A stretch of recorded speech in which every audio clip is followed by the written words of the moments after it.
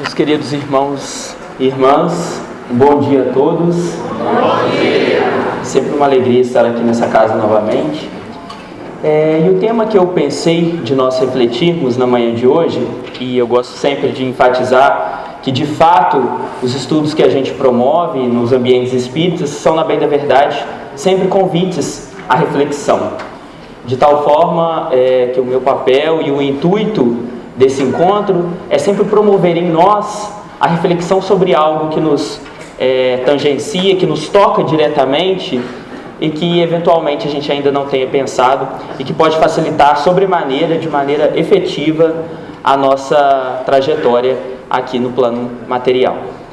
E eu pensei então de pensar um conceito um pouco ampliado acerca da noção de caridade. Porque eu tenho certeza que muito cotidianamente a gente se depara com essa palavra e, vez por outra, não refletimos sobre a profundidade com que ela nos sinaliza ou com que ela nos completa a existência ou que dá sentido a ela.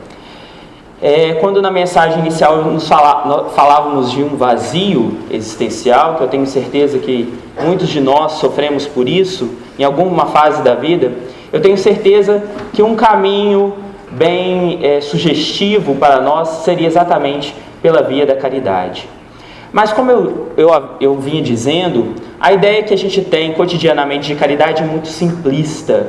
A gente reduz muito a noção de caridade.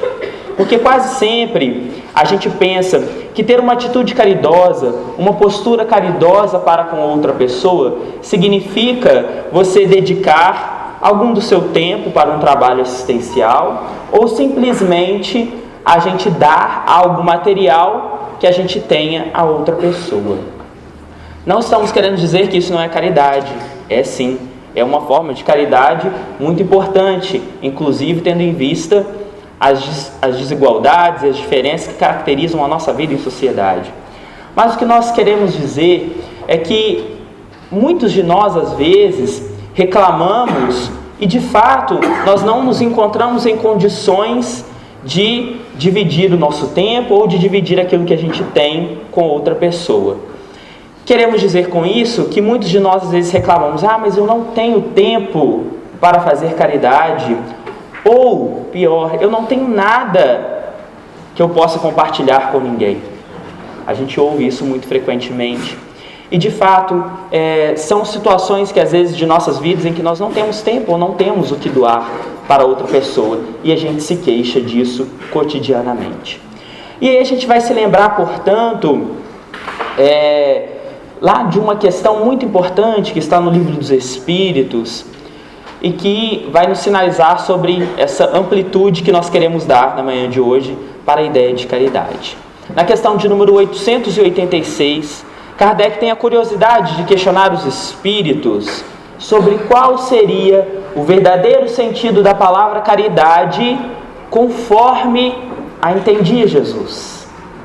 E eu acho Kardec sempre muito sensacional na escolha das suas perguntas. E o Livro dos Espíritos não é interessante só pelas respostas, mas é também pelas perguntas, por conta da genialidade desse educador francês que viveu aqui na Terra em meados do século XIX. Porque ele perguntou: qual o verdadeiro sentido da palavra caridade? Porque naquela época já não se tinha uma ideia exata do que era exatamente caridade. Qual o verdadeiro sentido da palavra caridade conforme a entendia Jesus? E por que conforme a entendia Jesus?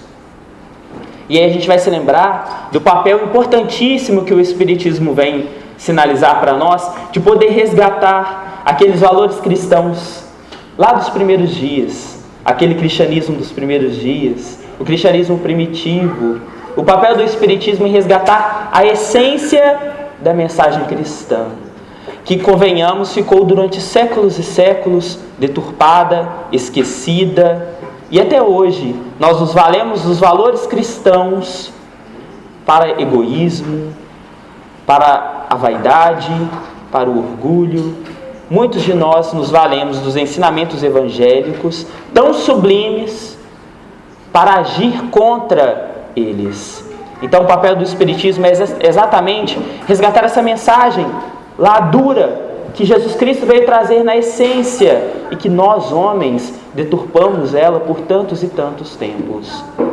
E isso já se passou mais de 2000 anos. Mais de 2000 anos Jesus esteve entre nós e até hoje a gente está tentando entender a mensagem do Cristo. E se ainda estamos tentando entender o que Ele disse, quanto nós ainda estamos distantes de praticar isso que Ele veio nos ensinar. E aí nos lembramos sempre da frase que Ele gostava de dizer: vós sois deuses. Podeis fazer o que eu fiz e muito mais. E olha só o quanto nós estamos distante do que Jesus fez.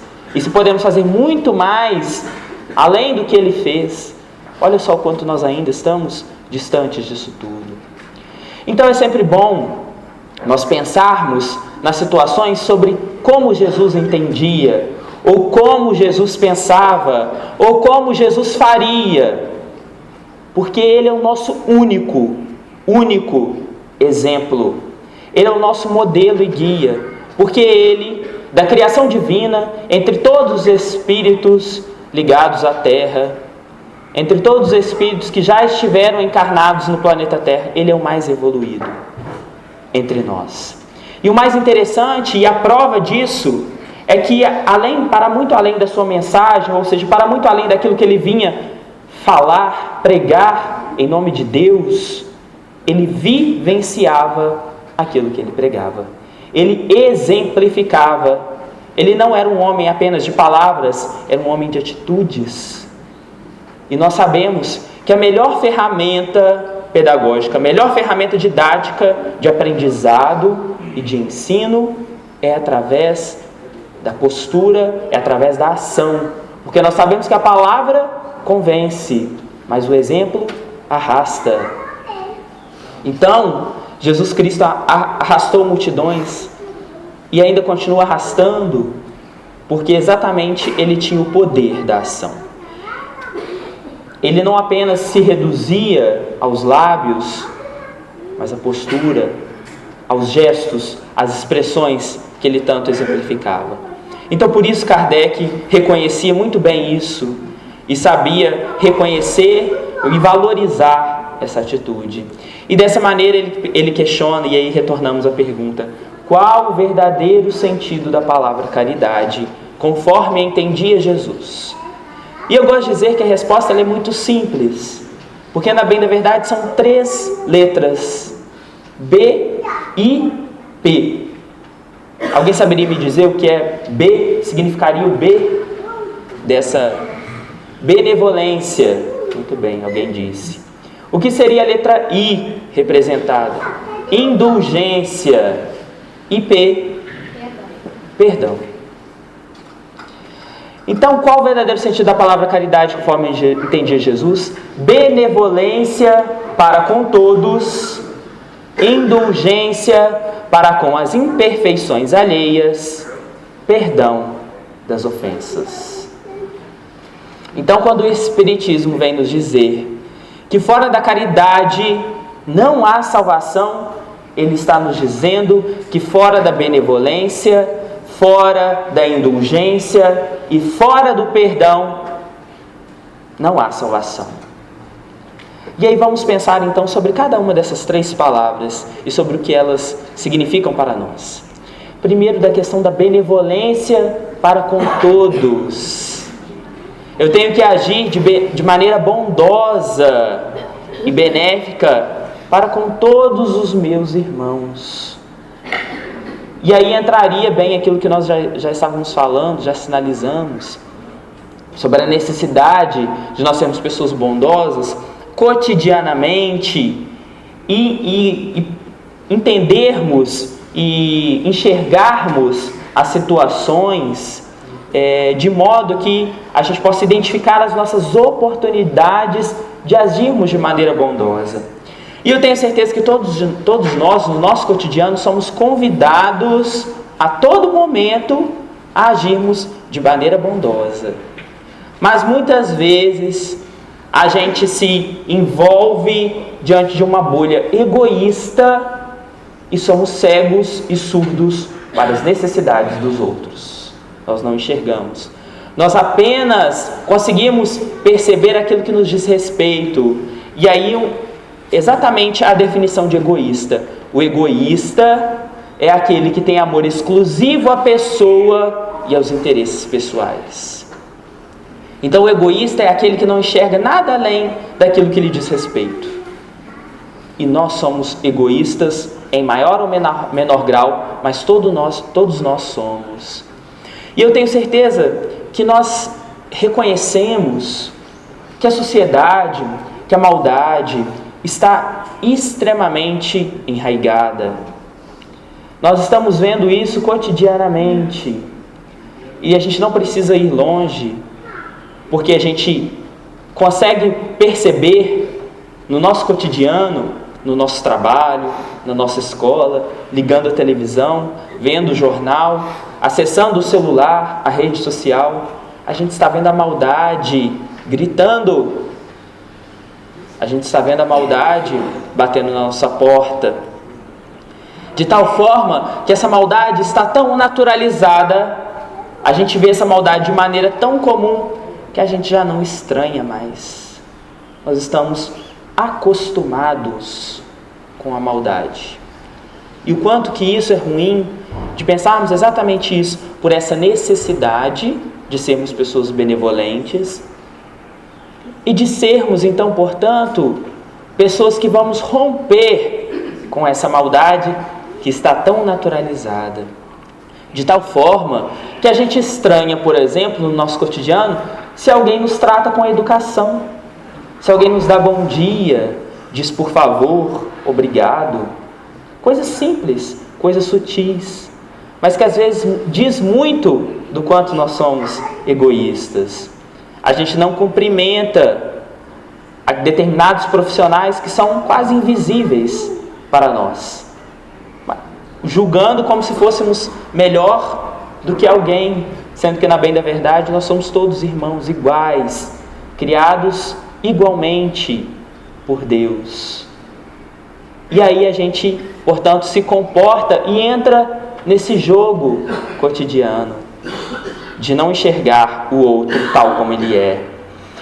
E aí existe uma chargezinha muito interessante que circulou na internet certa vez, que mostrava exatamente a seguinte figura. Havia uma plateia nesse público, e diante dessa plateia um púlpito, e na sua frente um orador. E esse orador questionava a sua plateia: quem quer mudanças? E a unanimidade naquela ilustração, levanta a mão. Todos eles, todas as pessoas querem mudanças. Porque todas elas sabem muito bem que as coisas não estão boas. Todas elas já são espertas, lúcidas, conscientes suficientemente para perceber que a realidade, ela é malsã. Ela não está tão boa quanto deveria ser. E aí logo abaixo, esse mesmo público, o orador decide modificar a pergunta. E ele questiona aquele mesmo público: quem quer mudar? E aí a gente abaixa a cabeça, mexe o pezinho, a unha, dá aquela pelinha naquela hora, porque a gente reconhece que a sociedade tem profundas mazelas, muitos problemas, muitas injustiças, muito rancor, muita mágoa, muito ciúme, muita inveja, muita violência de todos os tipos, muita corrupção, muitos problemas. E todos nós sabemos deles. A gente reconhece, a gente enxerga e sabe verificar que eles estão aí atravancando o nosso caminho, dificultando o nosso progresso. Mas aí a gente se lembra de Mahatma Gandhi, quando ele nos diz que nós devemos ser a mudança que nós queremos ver no mundo. E o quanto isso nos cala fundo Porque se todos nós sabemos que é preciso mudança, será que nós estamos agindo de acordo com essa mudança que nós queremos ver no mundo? Porque eu não vejo de maneira efetiva uma forma de transformação social que não seja pela via da modificação individual. Nós não podemos esperar que um milagre vai acontecer, que Jesus Cristo vai voltar à terra e que vai modificar corações e mentes, vai sensibilizar corações e mentes novamente. Não. Ele já esteve aqui há 2000 anos. E o que a gente fez da mensagem dele? Isso não vai acontecer mais. Se nós não nos propusermos verdadeiramente a nos modificarmos individualmente.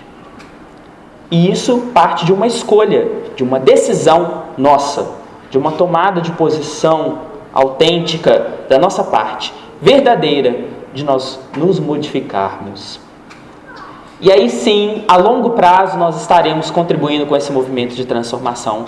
Porque se nós reconhecemos que nós estamos num mundo onde prevalece, onde predomina essa maldade, e aí os Espíritos vão nos dizer e nos explicar isso, nós nos encontramos num mundo de provas e expiações em que esse mal predomina, a gente sabe, portanto, que aqueles poucos que se propõem a levar uma vida no bem, na seara do bem, eles são muito poucos, são minoria, de fato são minoria.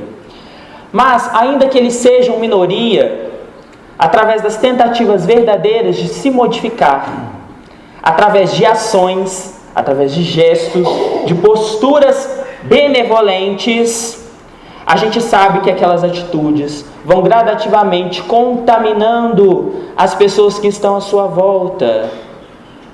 E aí já dissemos que a melhor maneira de ensinar é através da ação, é através do exemplo.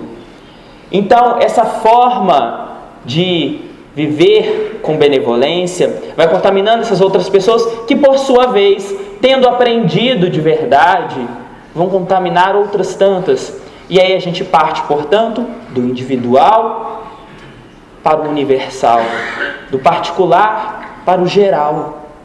E aí sim, esse movimento de transformação que os Espíritos estão dizendo que já está se processando, saindo desse mundo de provas e expiações para o mundo de regeneração, é assim que vai acontecer, é de maneira gradativa, não vai ser um estalo do dia para a noite.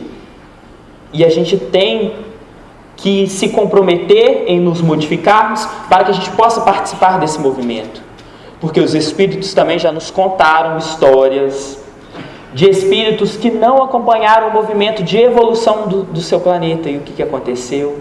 Eles ficaram relegados a outros planetas ou a outras habitações, na grandiosidade da obra da criação, ficaram relegados a esse momento, a civilizações que se mantiveram no mesmo nível evolutivo daquelas pessoas que não estão acompanhando esse movimento de transformação. Então, portanto, se a gente quer ver essa mudança no mundo, a gente tem que se propor a se modificar. E aí sim nós poderemos e teremos a oportunidade de acompanhar essa modificação. Mas aí passemos então a uma segunda explicação do segundo item da ideia de caridade, que é a ideia da indulgência. E aí eu diria que a gente está passando para a parte que é mais difícil. Os outros dois itens são os mais difíceis. Porque pela benevolência, ainda que de maneira racional, né, a gente se obrigando a ser pessoas benevolentes, a gente acaba conseguindo de uma maneira mais fácil. Mas a indulgência e o perdão são coisas mais difíceis. Porque o que significa sermos pessoas indulgentes para com as imperfeições alheias? Significa sermos pessoas pacientes, significa sermos pessoas tolerantes. E o quanto que a gente é impaciente e o quanto que a gente é intolerante com o erro dos outros. O quanto aquilo nos incomoda, nos fere, nos tolhe. nos machuca, muitas vezes.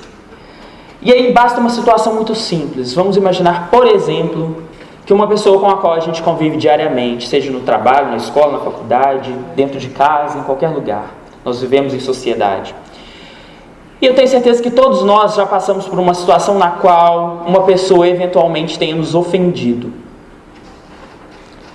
E aí quase sempre a nossa atitude, ou seja, de uma pessoa comum, como nós, diante de uma ofensa e de uma atitude de impulsividade nossa que nos caracteriza, nós somos impulsivos ainda, a gente quase sempre retribui uma ofensa com uma outra ofensa. E aí a gente tinha um probleminha pequenininho, aquela pequena ofensa a gente retribuiu com outra. Aquela pessoa que proferiu a primeira ofensa naquele momento, eventualmente se lembra de mágoas, de outras situações que ela alimentou ali no seu coração e devolve aquilo com uma ofensa ainda maior. E aí está armado todo o barraco, a confusão, o conflito, porque aí fica aquela troca de espinhos entre o outro, e aquele probleminho pequenininho, cotidiano, às vezes uma coisa simples, já virou uma bola de neve, e às vezes basta alguns segundos de invigilância nossa para que a gente possa acumular um problema que se arrastará durante vidas, durante séculos. Então daí a importância da oração e da vigilância diante dos nossos pensamentos, das nossas palavras e das nossas ações. Então quantas vezes a gente não é tolerante com o erro dos outros? Existe um pensador que ele nos diz que todos nós nos preocupamos muito em fazermos cursos de oratória, porque todos nós queremos falar bem, mas poucos de nós nos preocupamos em fazer um curso de escutatória, porque a gente adora falar, e aí por tanto falar, a gente perde a oportunidade de ouvir, de aprender, de observar. E aí então muitas vezes a gente, por tanto querer falar, a gente não sabe a hora de calar. A gente não sabe usar o silêncio. E eu recomendo fazer o teste. Quando uma pessoa estiver muito nervosa, aflita, gritando com a gente, extremamente desequilibrada, e se a gente não retribuir aquele desequilíbrio, ou seja, se a gente devolver com o silêncio, aquela pessoa vai ficar envergonhada de si mesma. Tamanho desequilíbrio. Então, muitas vezes, a gente perde a oportunidade de fazer o silêncio, mas nós não queremos dizer com isso que nós devemos ser pessoas omissas, que a gente tenha que deixar as pessoas passar a gente para trás, ser ingênuo, ser inocente. Não é nada disso. Mas é saber a hora e, sobretudo, a forma com que nós vamos falar, com que nós vamos nos dirigir ao outro. Isso é uma forma de sermos indulgentes. E mais interessante ainda de nós pensarmos, é porque se o outro exige de nós essa indulgência, é porque necessariamente nós vamos precisar algum dia de que alguém seja indulgente conosco. Nós vamos precisar. Porque nós somos imperfeitos, todos nós somos imperfeitos. E sendo imperfeitos, nós vamos ter momentos de deslizes, momentos de falhas. E aí nós vamos esperar que alguém seja indulgente conosco, tenha paciência com a nossa imperfeição. Então, por que não, por nossa vez,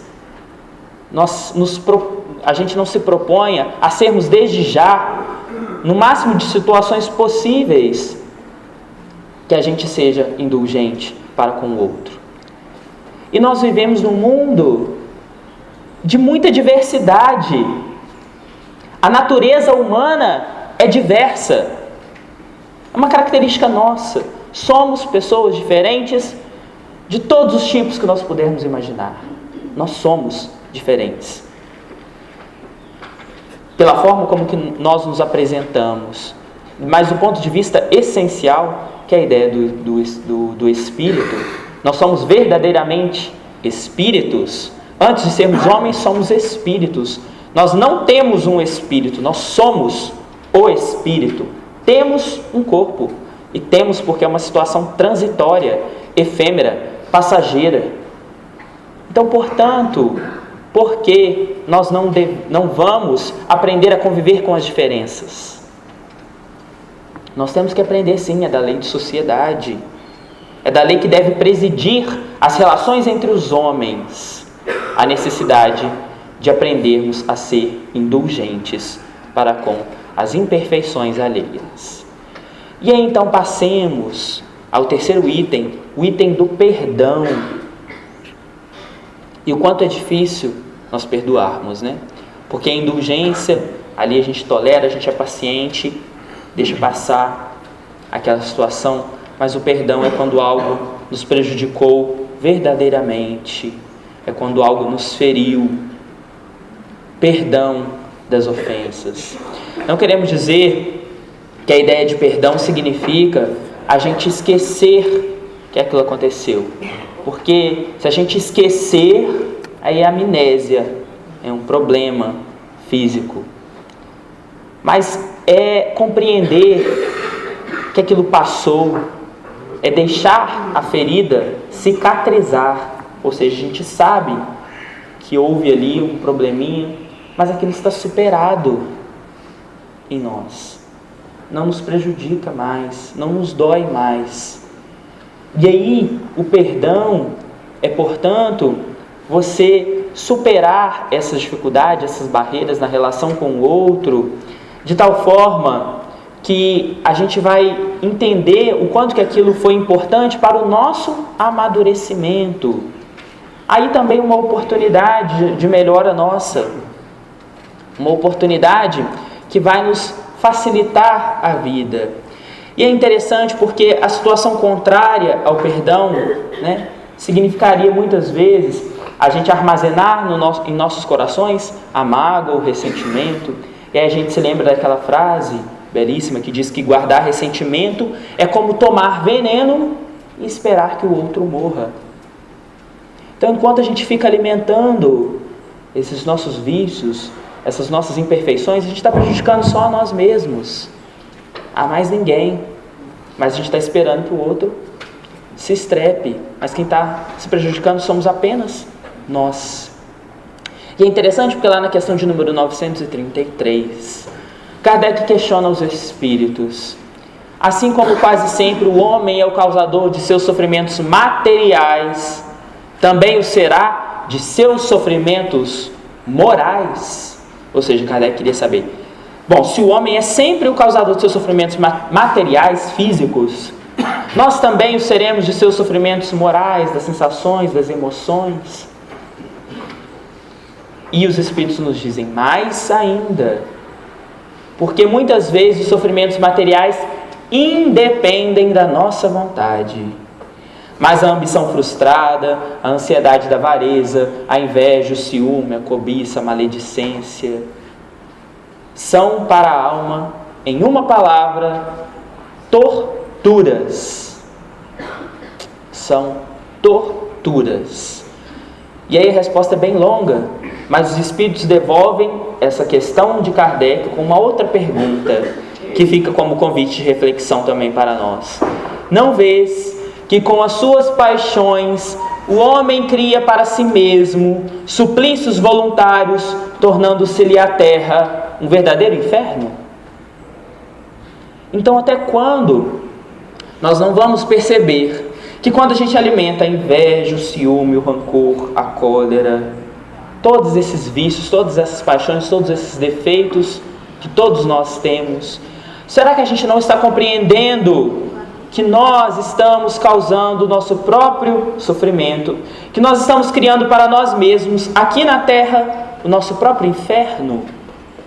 Porque céu e inferno são, na bem da verdade, estados de consciência.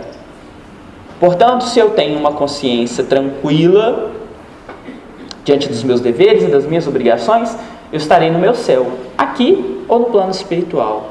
Mas se ao contrário, eu tenho uma consciência culpada pelo mal que eu fiz ou pelo bem que eu deixei de fazer, eu estou, portanto, no meu inferno, porque eu estou sofrendo eu estou sofrendo muito. Então, até quando a gente não vai perceber que nós estamos causando para nós mesmos o nosso próprio sofrimento, a nossa própria infelicidade? Mas quase sempre o pensamento que prevalece é aquele: ah, mas se fulano me desse isso, se Beltrano agisse de tal ou tal maneira, ou se Cicrano fizesse isso ou aquilo, eu seria uma pessoa feliz. E essas pessoas que pensam assim ficam na infelicidade durante muito tempo, porque deposita a felicidade nas mãos dos outros.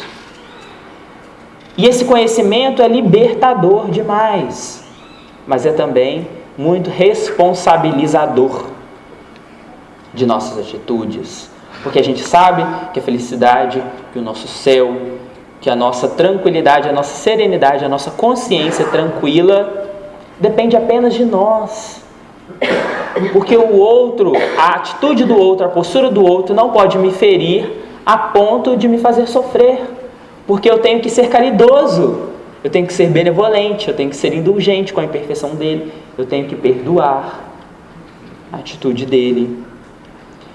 E muitas vezes a gente sabe que algumas pessoas com as quais a gente convive, nós somos obrigados a conviver com elas, né?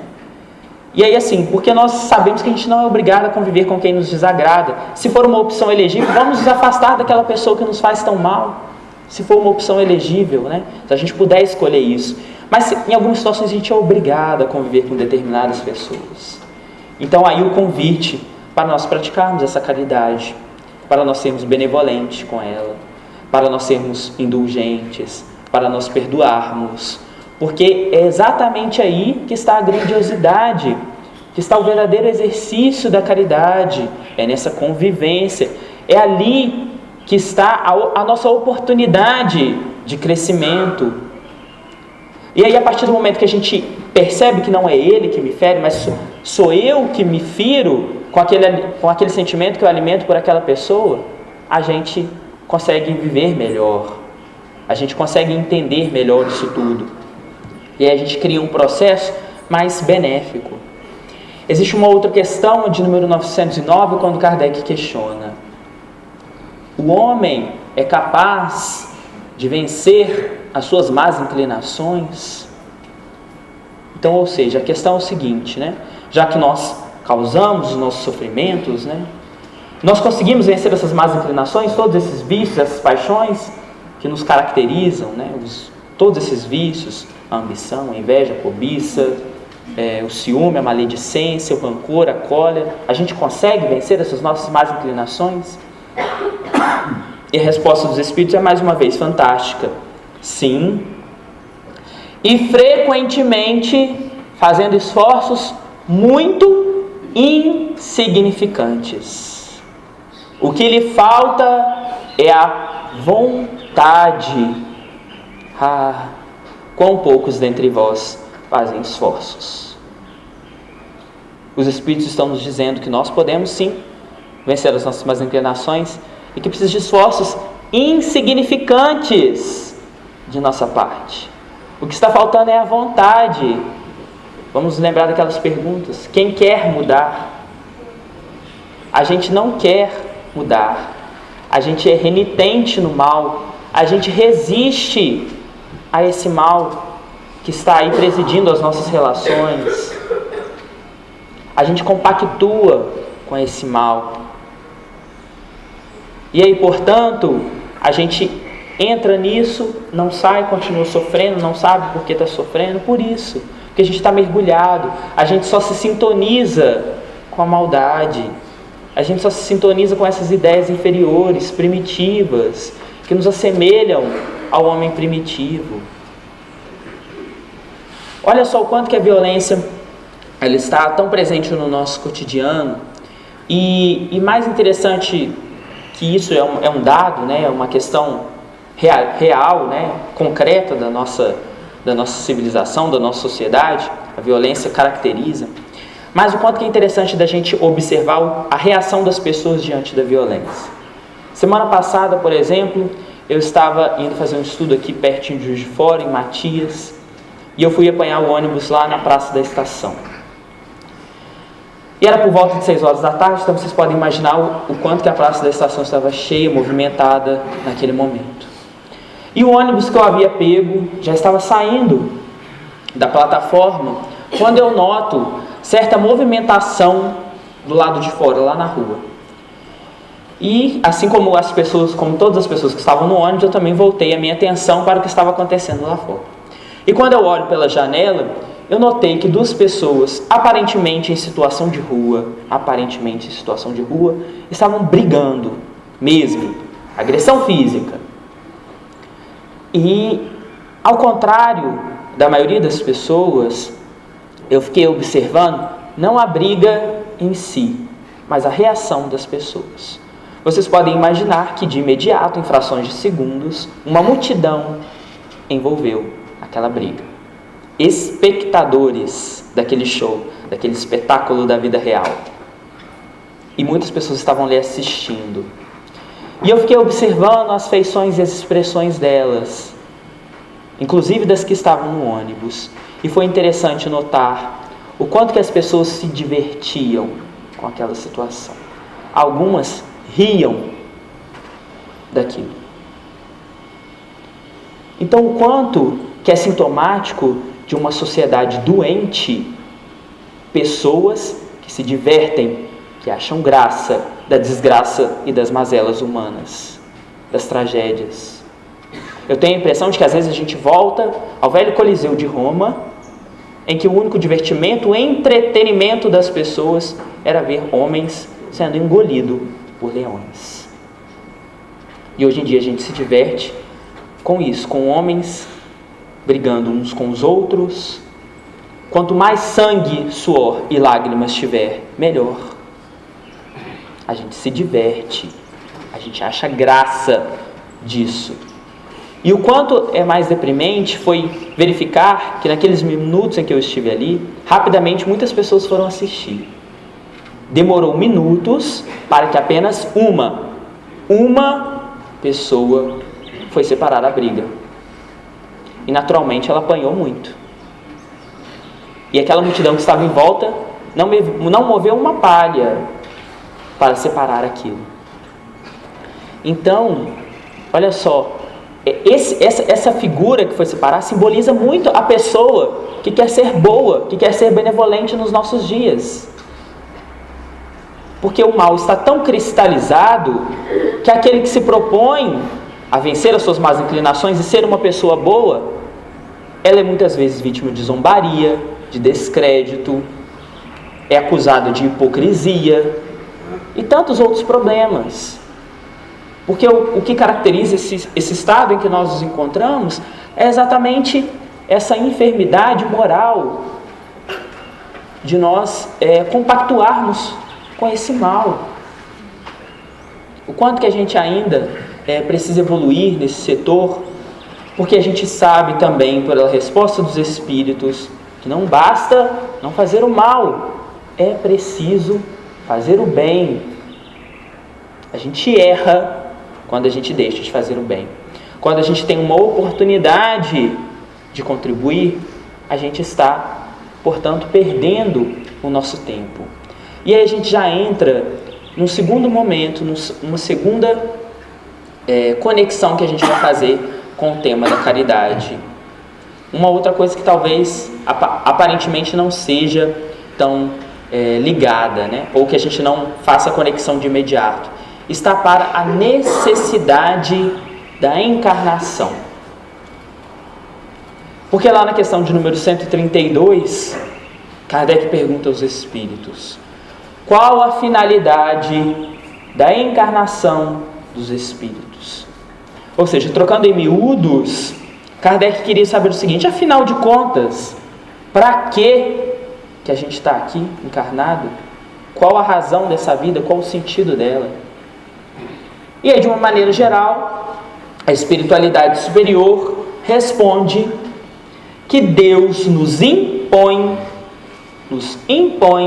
a encarnação com o fim de fazermos chegar à perfeição. Ou seja, a finalidade geral de nós estarmos aqui é conquistarmos a evolução, o progresso, o aperfeiçoamento, o aprimoramento, a felicidade, o termo que a gente queira dar a isso. O motivo de nós estarmos encarnados é, sobretudo, esse: atingir a perfeição. E a gente poderia questionar, né? Mas por que Deus nos impõe? Eu estou cansado de ouvir aqui no centro espírita que o espírito tem o tal do livre-arbítrio. Por que Deus impõe, nos obriga a encarnarmos? E aí a resposta é muito simples. Da mesma maneira que a gente obriga os nossos filhos a irem para a escola, da mesma maneira que a gente obriga os nossos filhos a se vacinarem contra as doenças, porque Deus sabe, e aí é uma relação pai-filho mesmo, Deus sabe da necessidade de nós estarmos matriculados na escola da vida. Essa mesma escola, pensando aqui como a gente conhece o nosso sistema de ensino tradicional, essa mesma escola que não faz com que o menino volte de ano, porque se ele passou, né? Ele não retrocede. Mas Deus também sabe que nessa escola da vida a gente também não volta para trás. A gente pode repetir de ano. E repetir de ano, do ponto de vista espiritual, significa estacionamento, estagnação espiritual. E quando que a gente se estagna? Quando a culpa, quando a gente não consegue perdoar, quando a gente não vê sentido para a nossa vida, quando a gente não luta por vencer as nossas más inclinações, quando a gente não tem vontade de vencer essas más inclinações, a gente estagna espiritualmente. Então aí, portanto, a necessidade da encarnação, a necessidade de estarmos aqui matriculados nessa escola da vida. E assim como os pais esperam que seus filhos tenham o desempenho suficiente para passar de ano, porque ele investe recursos, tempo, dinheiro, Deus também investe outros irmãos, a faculdade da vida, todo o recurso, todo o preparo para que nós estejamos aqui encarnados. Nos confere um mentor espiritual, nos dá pessoas, oportunidades, convites para a prática do bem a todo momento.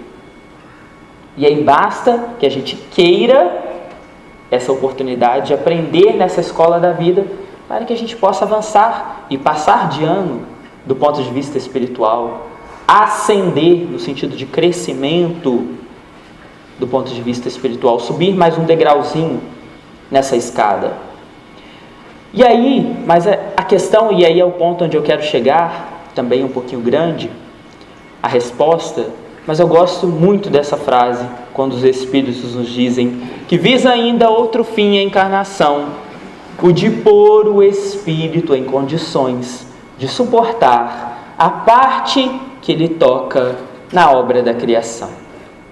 Visa ainda outro fim a encarnação, o de pôr o Espírito em condições de suportar a parte que lhe toca na obra da criação.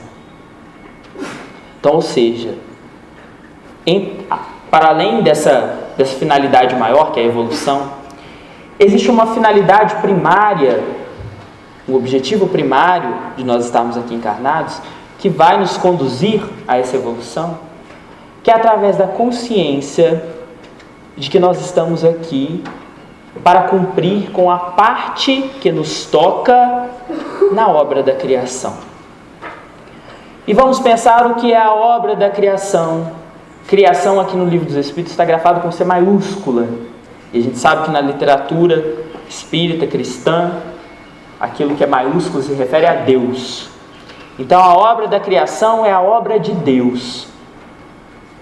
E a obra de Deus ela é vastíssima.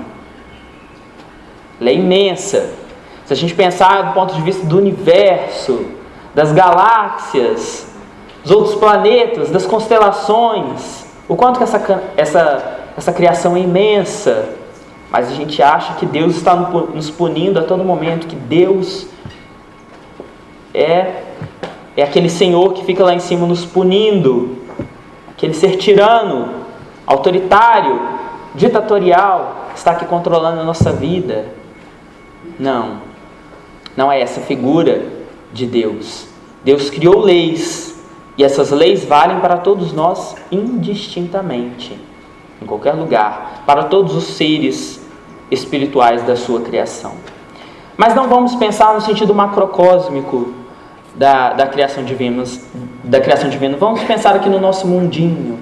Mas é importante a gente ter noção dessa grandiosidade para a gente ver o quanto que a gente é pequenininho, quanto que a gente é menos que aquela areiazinha, né? Aquele cisco que Chico gostava de dizer, o quanto que a gente é uma poeirinha diante dessa criação, mas às vezes a gente tem a sensação de que a gente é maior do que tudo isso, né?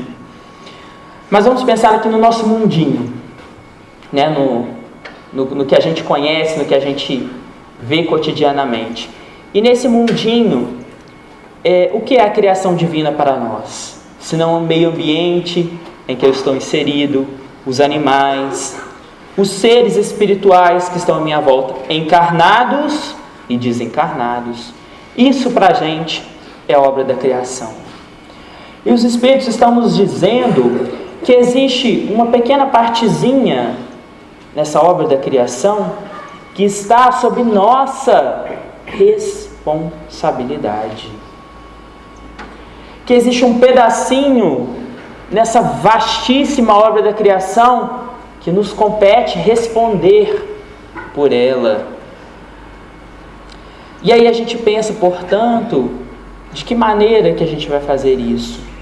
Porque eu tenho certeza que todos nós temos alguma competência, alguma habilidade, algum talento, algo que sobressai diante da média, diante da maioria das pessoas, ainda que seja nesse nosso mundinho. Todos nós temos, por mais inferiores que sejamos, todos nós temos uma potencialidade criativa. Isso é da nossa natureza espiritual. Então aí a gente tem que colocar essa nossa potencialidade para contribuir com essa parte que nos toca na obra da criação. É uma necessidade de trabalho, é uma necessidade, portanto, de caridade. É uma necessidade, portanto, de colocar as minhas forças espirituais para auxiliar o próximo, para auxiliar nessa grande obra da criação. E será que nós temos feito isso? É importante da gente se questionar. Será que eu tenho utilizado essas forças vivas para contribuir com a parte que nos toca na obra da criação? Isso é muito importante de nós levarmos em consideração, porque isso não é importante de ser feito. Não é importante. É necessário, é indispensável, é imprescindível. Se a gente quiser participar do movimento de regeneração do planeta Terra, se a gente quiser a nossa consciência tranquila, se a gente quiser a nossa tranquilidade, a nossa serenidade, só existirá e só será possível se e somente se através da caridade. É por isso, é aí o sentido da palavra caridade. Fora da caridade não há salvação. Então, se a gente não quiser ficar estacionado, sofrendo, a gente tem que colocar as nossas ações, os nossos esforços para a caridade. E é interessante porque ainda ontem um companheiro nosso lá do ID me questionou: nossa, mas eu sinto que eu não estou fazendo nada, porque para mim trabalhar com as atividades espíritas é tão prazeroso. E eu achei aquilo tão bonito, porque para muitas pessoas, e para a grande maioria das pessoas, você dedicar um tempo para o trabalho, você dedicar o que você tiver a oferecer ao outro, às vezes a gente diz que não tem tempo, mas caridade é ser indulgente, não é? E ser indulgente a gente precisa a todo momento, em qualquer lugar. A gente não precisa de tempo para isso. Perdoar também não. A gente não precisa de nada. Mas ainda assim todos nós temos algum talento. E ele me disse isso. É tão prazeroso para mim que eu sinto que eu estou fazendo um bem para mim mesmo. Mas E aí aquilo é interessante, porque fazer o bem para o outro é, em última análise, fazer o bem para si mesmo. De tal forma que algumas leituras espíritas vão nos sinalizar o seguinte: vamos começar a fazer o bem de maneira interessada, por interesse. Eu vou começar a trabalhar aqui nesse dia tal, porque eu quero me aproximar dessa pessoa, porque eu tenho interesse por ela, profissional, amoroso, seja lá qual for. Eu vou fazer isso, porque isso vai me dar tal coisa. Vamos começar a fazer o bem por interesse. E aí, quando a gente começa a fazer o bem, ainda que seja por interesse, a gente vai perceber que fazer o bem pelo bem é tão prazeroso por si só que a gente não precisa mais de interesse nenhum. Quando a gente começa, a gente verifica e sente a felicidade plena, aquilo que algo, que nada vai nos tirar, aquilo que a gente vai levar dessa vida.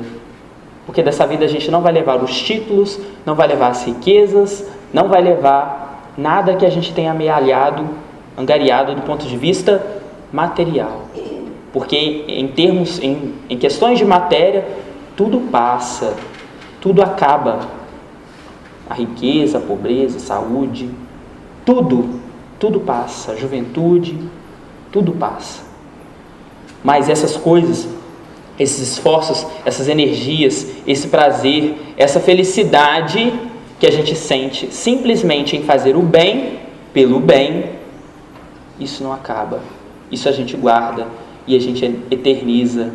E é disso que nós vamos precisar nos momentos de dificuldade.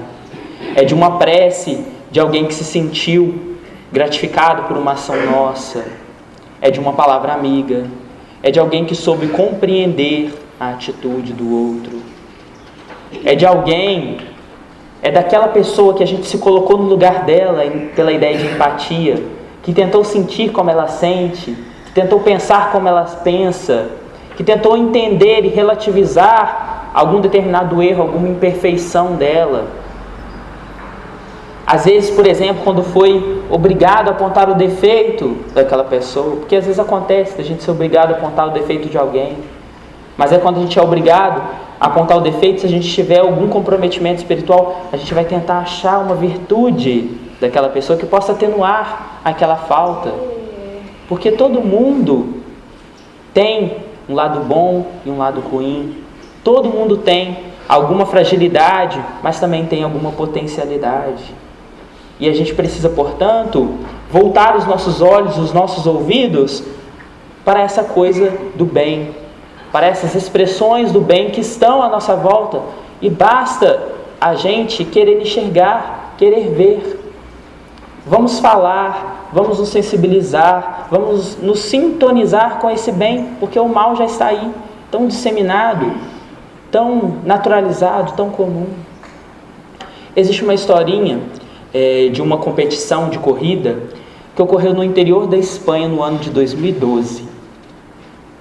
Conta-se que um corredor africano estava vencendo a corrida largamente, assim, de tal modo que todo mundo que estava assistindo aquela corrida poderia apostar o que fosse de que aquele corredor africano que estava em primeiro lugar iria vencer aquela corrida, que não havia outra possibilidade. Ele iria vencer.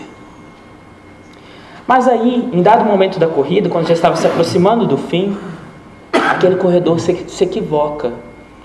Ele achou que já havia cruzado a linha de chegada, mas não tinha. De tal forma que ele ainda não era o primeiro colocado. E aí, aquele que vinha em segundo lugar, e aí todo mundo esperava isso, né?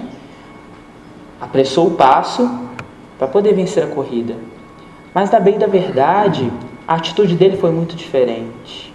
Porque ele percebeu o equívoco daquele corredor africano. E apesar das dificuldades do idioma, aquele que vinha em segundo lugar era um corredor espanhol. Ele fez gestos, gritou, fez o que pôde para sinalizar para aquele primeiro colocado que ele ainda não havia vencido a corrida. E aquele corredor que veio em segundo lugar sinalizou isso para ele, mostrou para ele isso.